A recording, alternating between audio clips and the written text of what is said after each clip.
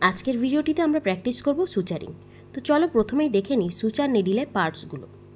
First যেটা দেখতে পাচ্ছ তোমরা সেটা হচ্ছে সোয়েজ এন্ড, তারপরে এই ফ্ল্যাট পার্টটা হচ্ছে বডি অ্যান্ড লাস্ট হচ্ছে পয়েন্ট। এটি হলো সুচার থ্রেড রোল।